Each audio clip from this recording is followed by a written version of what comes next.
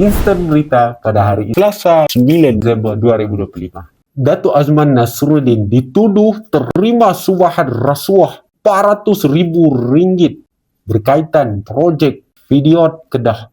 Ahli Parlimen Pedang Serai mengaku tidak bersalah atas pertuduhan berkaitan bantuan meluaskan projek ternakan lembu.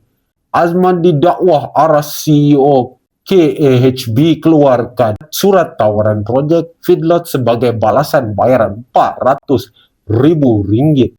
Kes rasuah pada tahun 2020, Azman Nasruddin diheret ke Mahkamah Session Shah Alam atas persubahatannya dengan seorang ahli perniagaan. SPRM siasat projek kerajaan negeri, Azman dituduh terima manfaat untuk mempercepat akses projek video.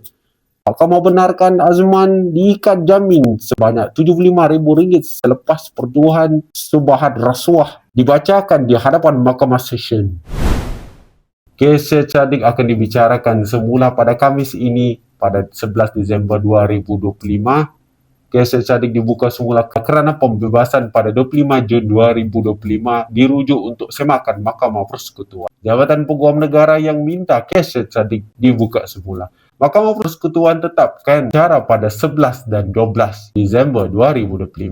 Pertuduhan melibatkan RM1 juta, RM120,000 dan 2 transaksi RM50,000 masih dalam semakan. Mahkamah Persekutuan akan tentukan sama ada kes Syadik masih diteruskan atau tidak. Tun Mahathir tepis dakwaan Yahoo Finance yang kononnya beliau mempunyai 40 bilion USD. Tun Mahathir mengatakan, saya kononnya ada 40 bilion ringgit, tapi bila saya cari di rumah memang tak ada pun. Saya sendiri tak tahu di mana mereka kata saya ada 40 bilion. Tun Mahathir mengatakan lagi, kalau betul saya pun teringin juga nak rasa 40 bilion tu. Saya janji kalau betul saya ada 40 bilion, saya nak bagi kepada orang yang miskin yang memerlukan. Peguam Tun Mahathir juga tepis dakwaan yang Yahoo Finance dan meminta rakyat Malaysia minta rujuk sumber yang lebih sahih seperti Bloomberg dan Wall Street Journal. Rafidah Ibrahim ditahan beberapa hari lalu ketika majlis pecah tanah kampung Sungai Baru. 4 individu termasuk Rafidah Ibrahim disyaki rancang perhimpunan cetus rusuhan, kata polis. Dan semasa ditahan, mereka menjerit-jerit sehingga mengganggu ketenteraman awam. Kata Ketua Polis KL, akan ini langkah pencegahan bagi memastikan keselamatan awam tidak tergugat. Kes saman RM150 juta Tun Mahathir terhadap Anwar bersambung pada Januari 2026. Prosiding tertunda kerana pihak Dato' Anwar Ibrahim tak dapat hadir pada tahun 2025 ini. Mahkamah tetapkan 13 Januari 2026 tarikh pembejaan saman fitnah. Tun Mahathir dakwah Anwar Ibrahim fitnah beliau membolot harta untuk keluarga. Anwar didakwa cemarkan reputasi Tun Mahathir sebagai negarawan. Anwar kata zaman Tun Mahathir melemahkan kredibiliti beliau sebagai Perdana Menteri Malaysia.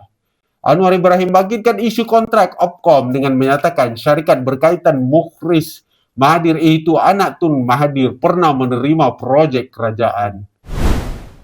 Kepris bersuara tentang kes LBT dan Samsul Iskandar. Kepris mendakwa kalau LBT tidak bersalah, maka sudah pastinya Samsul Iskandar juga tidak bersalah kerana LBT sendiri adalah pemberi rasuah. Kepris juga mempertikaikan mengapa bekas ketua SPRM yang sibuk tentang mempertahankan LBT yang didakwa dengan tuduhan memberi rasuah.